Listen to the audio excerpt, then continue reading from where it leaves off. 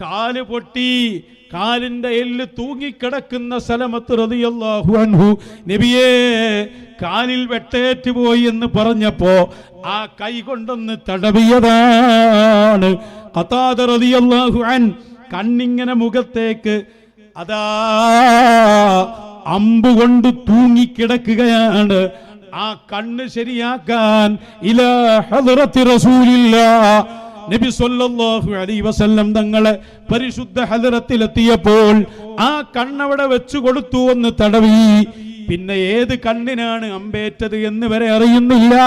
കാരണം അതെല്ലാം സുഖപ്പെടുത്താൻ, ശിഫാ കൊടുക്കാൻ അധികാരമുള്ള മഖാമിലാണ് ആരിയിരിക്കുന്നത്? ലോക നേതാവ് മുഹമ്മദുർ റസൂലുള്ളാഹ് സല്ലല്ലാഹു അലൈഹി വസല്ലം. ആ ഹബീബായ തങ്ങൾ എങ്ങനെ? അയ്യ നോക്കണ്ട, ഈ പറഞ്ഞാ മതി, ഈ പറഞ്ഞേച്ചാ മതി. വെള്ളം വേണം, പുറത്തു വരണം, മക്കള് വേണം, ഹബീബായ തങ്ങൾ നേരെ തരും. അതാണ് മുഹമ്മദുർ റസൂലുള്ളാഹ് സ്വല്ലല്ലാഹു അലൈഹി വസല്ലം. ഇതിപ്പോ പാടെ ഒഴിവായി എന്ന് മാത്രമല്ല, പറഞ്ഞ് എവിടെത്തി? അള്ളാന്റെ റസൂലിന് ലോകം നിയന്ത്രിക്കാനുള്ള അധികാരമില്ലെന്ന് പറയേണ്ടി വന്നു. അവർക്ക് മടവൂരിൽ നിന്ന് തുടങ്ങിയതാണത്. ശൈഖുനയെ പറഞ്ഞു തുടങ്ങിയതാണ്.